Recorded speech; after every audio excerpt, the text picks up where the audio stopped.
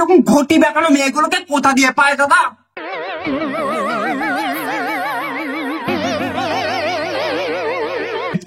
কি ভেবেছিলে এটা হচ্ছে স্মার্ট ডেটার নতুন কভার সং? একটা প্রেমের গান লিখেছি, একটা প্রেমের গানের নাম করে তুমি 10টা প্রেম করে বেড়াচ্ছ। এই ভিডিওতে এই মাগি থেকে শুরু করে ওই ভিডিওতে ওই মাগি রুলস। এইভাবে চলছে তোমার দিনের সংসার। গাড়ির কাছে লিখে রাখো স্মার্ট দাদা, কিন্তু গাড়ি কাজ খুললে দেখা যাচ্ছে পমপমের খেলা। এটা হবে কলিযুগ, আসবে কালকে অবতার। জামা সৃষ্টি এখন ওভারলোড হয়ে গেছে, বইয়ের কাজে জামাইয়ের ভার। সাউথ সুপারস্টার থেকে সাউথ কলকাতার গার্ল সবাই এখন ভাইরাল। আরে দিদির খেলনা নিয়ে খেলছে তার বিড়াল। কি চাপলেস তো চলেছে বাবা ফাঁকানন্দ। আজকে আমার আশ্রমে অনেক কিছু দেখতে হবে, যেখানে স্মার্ট ডালার মতো কিছু বোকাচোদা পাবলিক তুমি দেখতে হবে। ঠিক ঠিক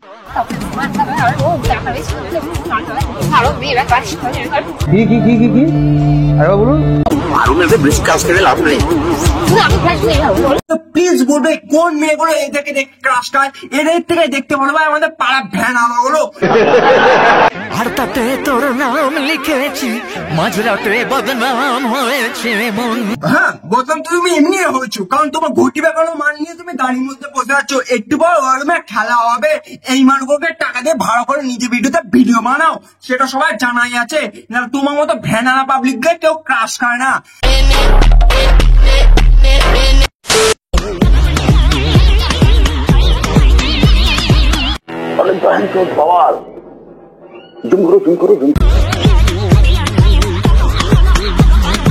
দিদি ধরা পড়ে গেছো, পিছনে আইফিল টাওয়ারটা কি করছে? ভাইব্রেট মেশিন তোমার কোন কাজে লাগে?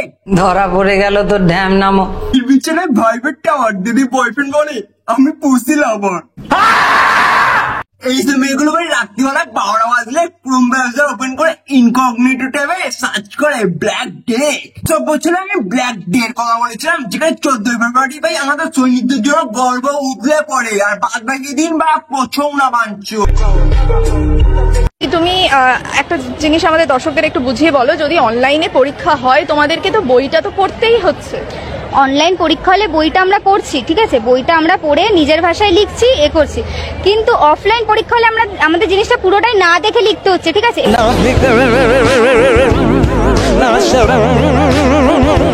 করে পরীক্ষার দিদি দেখে দেখে লিখতে পারছে না বলে সেটা আবার ডাইরেক্টলি বলছে, মানে আমাদের দেখতে দাও, আমরা দেখে শিখতে চাইছি। হ্যাঁ, এটাই বাংলার গর্ব। কেন বলি মা মাটি মানুষের জয়। হ্যাঁ, চলে এসছে বাংলার লক্ষ্মী ভান্ডার, আর অফলাইন পরীক্ষা নয়। সো গাইজ, অনেক গরম পড়েছে, আর এই গরমে সত্যি শরীরটা অনেক দুর্বল দুর্বল লাগছিল। ঠিক আছে ঠিক আছে। তাই মা আমাকে এই গ্লুকন্ডিটা নিয়ে এনে বলে যে মা তুই এটা খা। আর তাই মা আমাকে এই গ্লুকন্ডিটা নিয়ে এনে বলে যে মা তুই এটা খা। দিদি বাহ দিদি, দিদি বাহ দিদি। আর খাওয়ার পরে সত্যি বলছি শরীরটা এতটা ভালো লাগছে। এইটাই তো, এবার থেকে গরম লাগলে তুমি পাখা চালাবে না, গরম লাগলে তুমি এসি চালাবে না, পাউডার খাও, নাইসিল পাউডার খাও, গরম কমিয়ে যাবে। দিদির অতিরিক্ত খিদে পেলে ভাত খায় না ভাই, দিদি পাউডার খায়। হিন্দিতে একটা কথা বলতো না, প্যার কিয়া তো ডান্না কিয়া, দিদির বেলায় ভাই পাউডার খাওয়া তো মারনা কিয়া।